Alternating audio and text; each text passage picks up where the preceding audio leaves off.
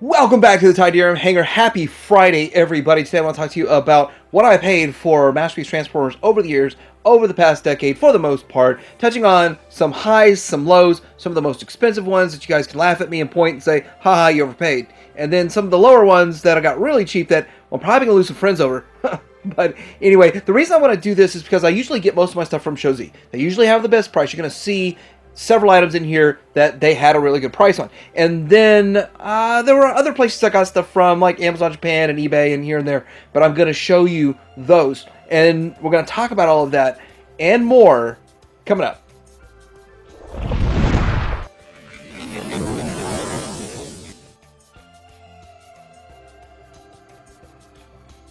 So the first one on my list that I believe I paid the most for is Toy World Constructor. Now, I'm not sure which exactly version that I ended up getting, but it was an earlier version because I got it used. And I paid $330 for it. Now, the thing about this is that the previous owner had every single figure in some sort of a mid-transformation, in between something and something, and it was just a mess. It took me a whole hour to straighten it all out and get it put together. It was a bit of a nightmare. But $330 for it, and I think the earlier versions didn't have the more tune head and thighs, and so that was an upgrade kit that was included with this because I had extra parts, so I really don't know about it, but it was a box set, and it's pretty nice. Nowadays, if you buy Constructor, he comes ready to assemble. Like, you just pull him out of the box, clip them together, call it a day, but people say there's still more to do than just that, but it looks like it's ready to go out the box. Now, with this, though, $330 was a good price because they were like $100 a figure, so most people are paying $600, and I think they don't put it out for much cheaper than $500. I have seen some for $300 for like maybe the yellow and the orange one or one of the weird colored ones, but for the most part, get a standard green one. It's going to cost a lot of money, so I was pretty happy with that. $330 was a lot of money. I did get it from Dallas Vintage Toys, Sean down there, and he gave me a deal. I bought some other stuff too. Kind of moral of the story on Constructor, check your local shops, because I'm starting to see more and more Masterpiece and third-party stuff showing up at local toy shops and comic shops and those kinds of things where I would have never expected to see this kind of stuff, which is fun and exciting, and it almost feels weird, like it's out of place. This doesn't belong here. Let me buy it and get it out of here. So anyway, next one up is the Zeta Armageddon, and this is their Bruticus.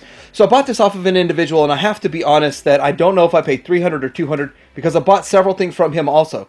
And it was, great seller, great guy, really awesome. He just really did not like it. And he said it had stability issues, which I don't have, but still, it worked out really well. It looks pretty good. I kind of would like to have gotten the Bruticon and done some like part swapping between the Bruticon and this one and made my ultimate one.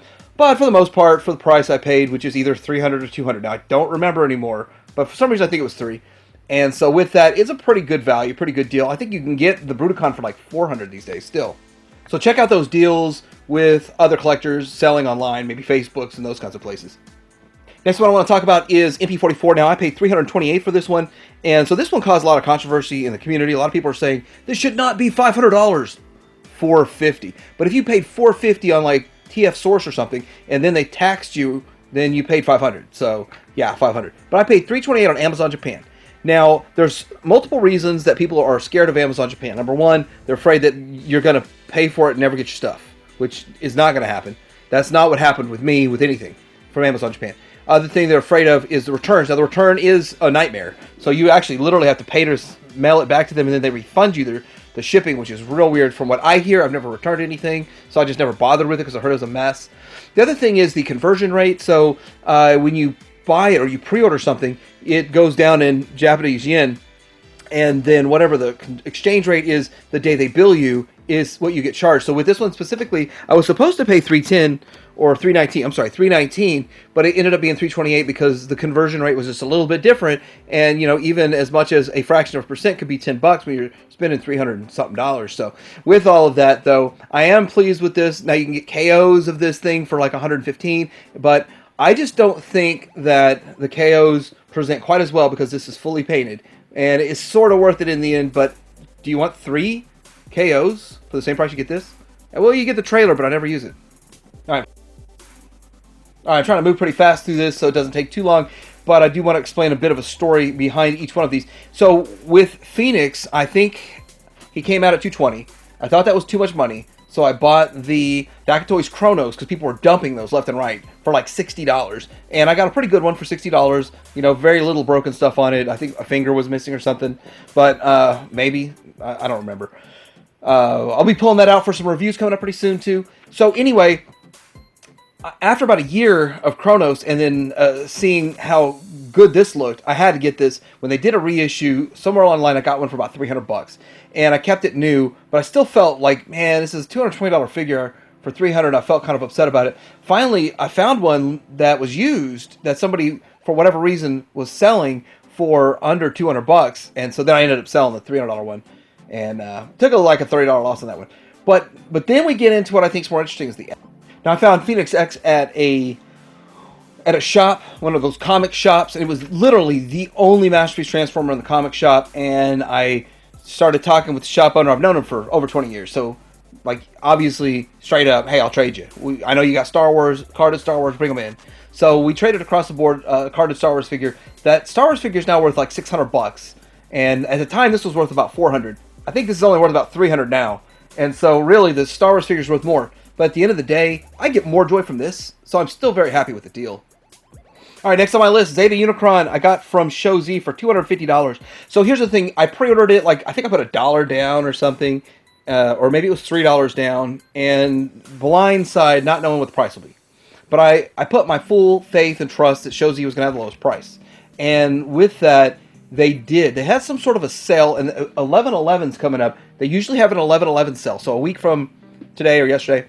Then that's something I think what happened where they had this a $250 sale and the price was $250, and so they locked mine in at that low price. And because I pre-ordered it day one and was excited about all this kind of stuff, even though I backed the HasLab Unicron, I wanted this one too. So with that $250, not bad, and it's going to be really hard to find one for about that price these days. But I think they sell for like $359 now. So, I mean, it's not really too much cheaper than a regular price. But still, I was pretty happy. $250, pretty fair.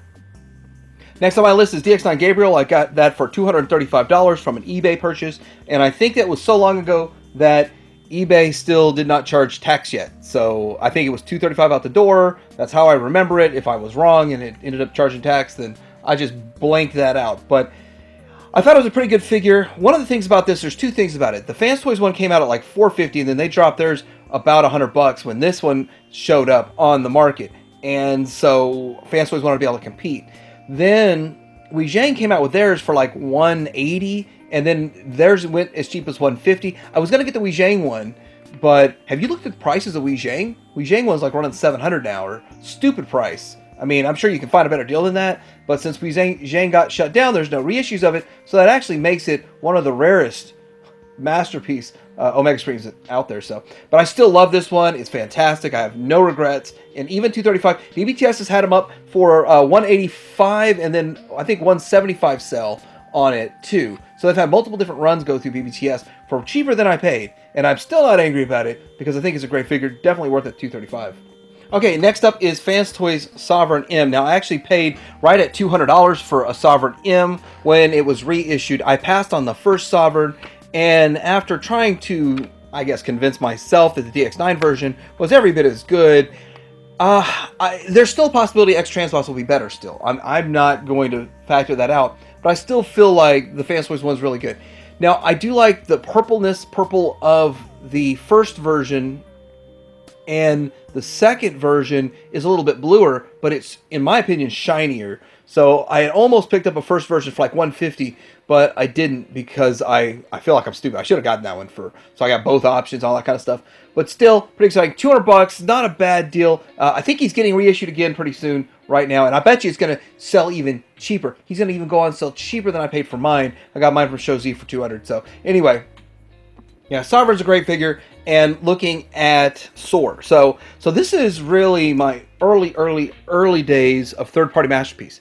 And he was, when he first came out, when Soar came out, he was like a $200 figure. I waited and started finding sales, and I think it was Baba Bobo when sold on eBay for $188. Or $184. Sorry, $184 is what I got it for.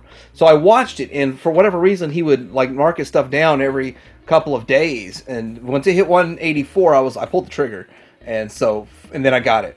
So pretty exciting that I was able to get it back then for that price. and it was a very nice figure. I really enjoyed it. I liked the look and the aesthetic. It was everything I wanted. It was my introduction to Fans Toys. Well, aside from another one I got, but I'm not going to talk about that one. But so I'd gotten Scoria also, but I actually got Scoria later. So see, I got this one first, liked it, so I knew I liked the Scoria. So that was kind of how that worked out. But yeah, definitely a good figure. The Dinobots, I mean, they're all good, and Gigas are good too. This is where I'm starting to have a little salt in the wound. Okay, so the Fans Toys Quietus, the one on the right, the first one, I got from Show Z for $130. And that was like $133, I think, something like that. So it was cheaper than everywhere else. But then the one on the left, I pre-ordered it from TF Source right away, but I never could secure the pre-order from Show Z to get it cheaper. So I just had to pony up the $160. Now you're getting them for like $125, $115, something like that for the KOs. And we're probably going to see sales on the official reissues because there's so many KOs out there.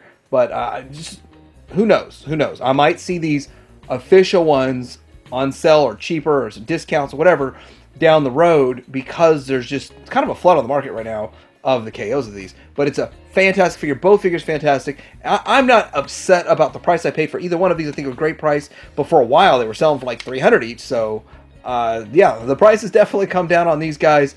But it's a good figure. And the KOs are good. I actually just got in the first version, the FT29 KO. So I'm going to look at that and Soundwave probably next week if I get Soundwave in time. Fans Toys Hound. Not Fans Toys. What am I talking about? This is Takara's Hound. I actually got the Fans Toys one, but that's not on the list. It's kind of like right in the middle. I got a pretty good deal on it, but so this one cost me $160, and I did order it from Amazon Japan. And all of those, issues that scare me. Once I got this one, and I realized that if something broke on it, I couldn't send it back. That's what got me scared about messing around with Amazon Japan. I don't do Amazon Japan anymore, but I thought I was going to get it for $140, and after all this stuff, it came to like $158.63 or something. So in my mind, I still spent the $160, which is what everybody else was paying for this. Maybe I overpaid for it too. So the other thing is that was the first Amazon Japan purchase that charged me tax, and I didn't know that was going to happen. And so with that, this was my last Amazon Japan purchase. Nothing against Amazon Japan, it's just not cheap enough to be worth the hassle. Next, I want to talk about the first Ultra Magnus. Now, I think he was selling for like $180 to $200 or something in the U.S. ones, but a buddy of mine ordered 5. He ordered 5 of them from Hobby Link Japan, and he looked at exchange rates and placed his order on the correct day, and he had me go in with him. I bought 2 because we got them for $150 each, and then I ended up selling one off. It was pretty easy to sell off for the $150. Just kind of got my money back out of it so that I could have mine for $150. It worked out. It was kind of a thing that he was doing for a while there, and we worked together on it, and that was pretty cool. I mean, if you can ever buddy up with somebody to maybe get a really cheap price and combine the shipping, a lot of these international shippings are very expensive, so like Show Z just calculates it into the cost of the figure, but say Hobby Link Japan or some of these other ones don't do that, and they charge you shipping on top of it, like the actual shipping. So if you buy multiple items, the actual shipping's only like $15 more to get 3 more figures, but one figure is like $50. So anyhow, it was kind of fun. So $150 into this thing, and I don't think it was a bad price overall. But then the KOs came along for, I think a KO was as cheap as like $70. So and it got rid of the Buff Lab. Okay, so next up, $150 for Apollyon. Now I did pre-order Apollyon, the X-Transbots version of Megatron, from TF Source, and it's one of the first pre-orders that I did. And I didn't pre-order. I actually used to only buy things when they went on sale or they were just like a really good price, and I was like, all right, now's the time to buy. And I would just sit back and wait, and now's the time to buy. But with this one, I wanted to ensure I had it because I'm looking at my display and I'm thinking, I don't have a Megatron. I don't have a good 9S scale Masterpiece Megatron and X-Transbots delivered in the aesthetics. Now, he has a few breakage points, and he's not the greatest figure ever, but aesthetically pleasing. I think he's the best of the third-party versions. MP36 still, in my opinion, is better, but Make Toys is pretty close. Not Make Toys. This is DX9? DX9 is pretty close. Make Toys is completely different. Way different. But hey, if you're looking for a really cheap one, I bet you can still get a cheap version of Apollyon, and he looks good on a shelf. Just don't transform him. So next up, Wreck-Gar. Now, Wreck-Gar came out at 80, and I passed on him. I was like, I don't know if I even want him. And then it was one of those where I was ultra obsessed, and I wanted him really bad, and he wasn't up for reissue yet. And eventually, I finally got him. Now, this kind of shows the variation of parts you can swap and switch between the junkyard and all that kind of stuff in this picture. I haven't gotten any more of these figures. I just have Wreck-Gar, and I've got what's the Studio Series that are coming out to kind of populate around them. But all of the KFC ones look fantastic, and you can make a really good shelf with those. But I ended up getting mine for about $109, so it was like $29 more. It was a little disappointing because I didn't get him when he came out. I didn't get him when he was reissued for like around $100, and I had to pay the price. So I definitely paid the price on this one, but he's definitely worth it. I mean, nowadays they come out for like $115 or something, and then I think they put him on sale and stuff. But every single time they put him out, he sells out fast. Like, he sells out faster than the rest of them every time. Next, I want to talk about Fans Toys Coot, and I got mine for $88, and this was another Baba Bobo eBay deal. And maybe I'm saying that wrong. Baba Boo Boo, Baba Bobo. Anyway, there was an eBay deal, and I just like looked for what's the cheapest. And he was doing the markdown thing. This thing was dropping and dropping, and at 88, I jumped on it. And so with it, I never looked back, and I never, was upset about it. I think it's a pretty good figure overall. But at the end of the day, I like the way the X-Transbots one looks better. And I know I get a lot of negativity and hate for that one, but yeah, I still think the X-Transbots one looks more like the character. But for the longest time, this was my Coot on my shelf for two and a half years before X-Transbots put theirs out. And I started looking at it so much, I was like, yeah, this is what Cup looks like. But no, Cup looks just a little bit different. Next up, I want to talk about the best deals that I have gotten. So some of the best deals I've gotten. So I got these bugs, and I bought a guy's collection. He had like 14 figures. I paid $7.50. It comes out to around $55 a piece. It's $55 a piece. Now I got each one of these bugs there was 3 bugs. All 3 bugs were in there. I got the silver chested version and all of that kind of stuff. So with that, $54 a piece. Now this was like 7 years ago or something along those 6-7 years ago.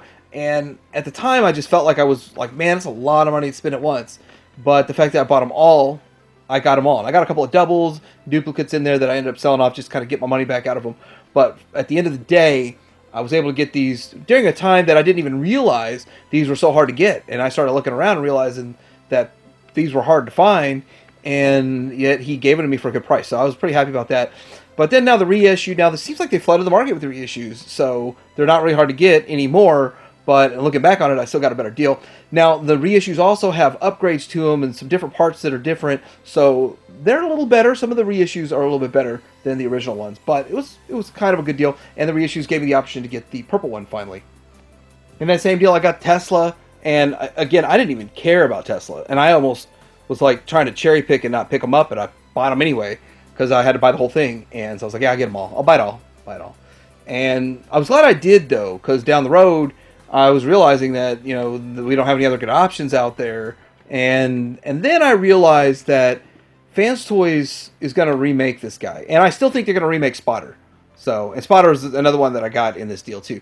But I think Fans Toys is going to remake Spotter just like they remade Tesla 2.0. Eventually we'll see Spotter 2.0. Don't be surprised when we get that at one of the cons at third-party panels, because some issue with the mold with this and with Spotter, I don't know exactly what's going on with all of that. Plus, this design's not the greatest, and I kind of feel the same way about Spotter. It's not the best work that they've done. But overall, I got rid of this guy well before they even announced the 2.0. Even though I was really happy with him and he filled a spot for a while, I knew better was coming. I didn't know X-Transbots was going to put one out too that's even better than this. Last of this deal. Now, I'm not going to go through all 14 figures I picked up, but Transistor was in it. And Transistor is actually the one that got me started into wanting to buy this collection of Masterpiece figures like 6-7 years ago. And it was because everybody wanted kind of crazy prices for them, and I wanted specifically the shiny one because I didn't want the flat matte one. And so at the time they had, I think, just started putting out the flat matte one for like $135, and I was still not really wanting to go with that. And so getting an extra good deal, and in my mind I was like, I'm gonna spend $100 on him, and then all the other ones, well, whatever the price is, the price is. But I guess he adds up or divides out to $54. So not bad. And I've had him on my shelf for a long time. I still like him. I still think he's a great looking figure. But I do the Transform element is better. Looks more like the character to me. And the only thing is, I don't like the flat mat of the Transform element. I wish it had this paint job. This paint job is fantastic. The last one I'm going to get into before this video gets too long, because at the lowest end of the spectrum is all KOs. So I got Ironhide and Ratchet for $40 each, which I felt was a decent price considering he was like $160 or $150, or I don't even remember what the official price was. But to get him for $40, I was good with that. But I was not going to pay $150, $160, $130, whatever the price was at the time, with it looking all like this. I mean, I just think it's a terrible design. But for $40, I could get with it. For 100 and something bucks, not at all. And so with it, I know that you can get an upgrade kit for another like $25 per figure to hide those flaps and fix some with a hip flap, side flap kind of things. But it's almost as much as the figure cost, so why would I bother? So at the end of the day, we're probably going to get a better version of this from some other company, or Takara doing a 2.0, which I don't want them to. I'd like to see a Fans Toys shot or an X-Transbot shot at it. But anyway, all the rest of them subsequently, the Carbots I got anywhere from $25 all the way up to $40 KO. And so with that, the KO route is the cheapest way to go. And you're definitely going to get more bang for your buck. Then again, we get into a whole other conversation with that. So I hope that helped people out with this video, maybe gave you some ideas of where you can find some good deals, steals of deals, can get an idea of why I shop at some places, mostly Shozi, and why I've kind of stopped at others. But I'd like to hear your experiences. What's your most expensive figure versus your best steal of a deal on a figure? I'd like to hear that in the comments below. Like and subscribe. Take care, I'm here out.